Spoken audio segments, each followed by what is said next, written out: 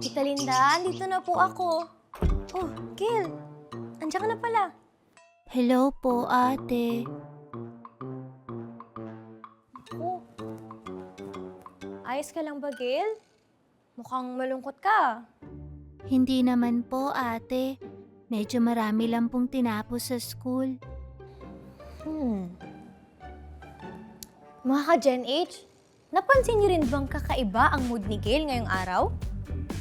Tara at alamin natin kung paano natin matutulungan ma-improve ang kanyang mood.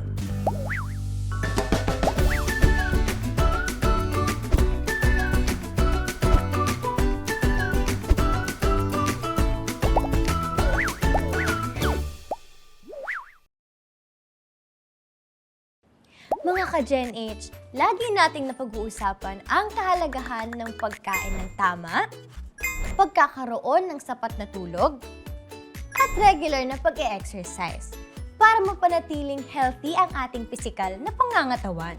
Pero alam niyo bang mahalaga rin na pangalagaan ang ating mental, emotional, at social health? Pamilyar ba kayo sa mga ito? Ang mental health ay tumutukoy sa estado ng kaisipan ng isang tao. Kapag maayos ang mental health ng isang bata, mas madali silang matututo, kaya nilang ma-handle ang stress, at may kakayahan din sila na maging mabuting mamamayan. Ang emotional health naman ay ang abilidad ng isang tao na iproseso ang kanyang emosyon at makapagbigay ng reaksyon na angkop sa sitwasyon. Mapamasaya man, malungkot, at iba pa.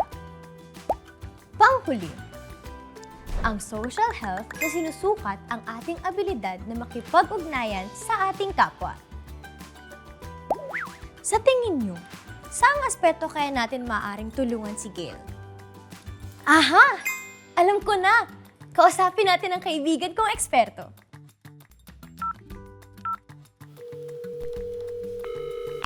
Hello, Doc Mike! Magandang araw po! Magandang araw din, Ana.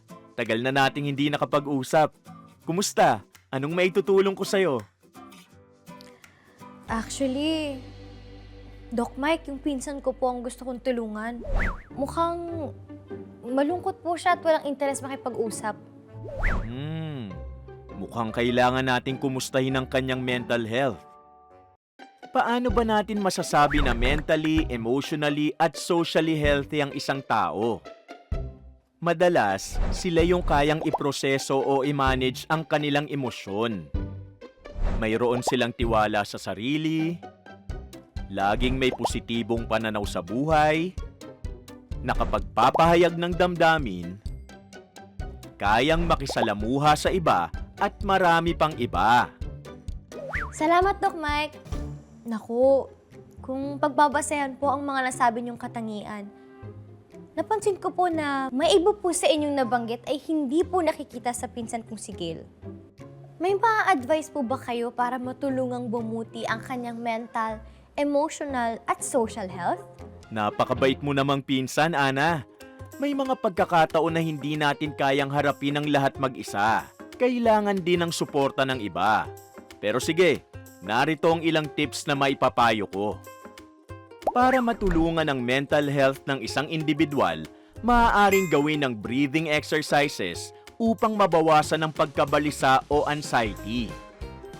Bonus tip, malaki rin ang naitutulong ng physical activities tulad ng jogging, yoga, at sports para i-improve ang mental health ng isang tao. Tatandaan ko po ang mga tip na yan, Doc Mike. O ito, Ana, pagdating naman sa emotional health, ay maaaring hikayatin na i-describe ang nararamdaman. Masaya, malungkot, galit, pagkabalisa o anxiety, at iba pa. Isa pang paraan ay ang positive self-talk o pagbibigay ng encouragement sa sarili, tulad ng kaya ko to at good job. Panghuli, para naman sa social health, huwag kayong mahihiyang mag-reach out o kausapin ang inyong mga kapamilya, kaibigan o mga kaklase upang maintindihan ang inyong nararamdaman o problema. Ayan na muna ang tips na maibibigay ko sa ngayon. Sana ay magamit nyo para tulungan ang inyong mga kaibigan at mga kapamilya. Maraming salamat po, Doc Mike. Magagamit po namin ang lahat ng itinuro niyo. Hanggang sa muli! Oh, mga ka-Gen H, ngayon alam na natin ang gagawin. Kakausapin ko muna si Gail, ha? See you in a bit!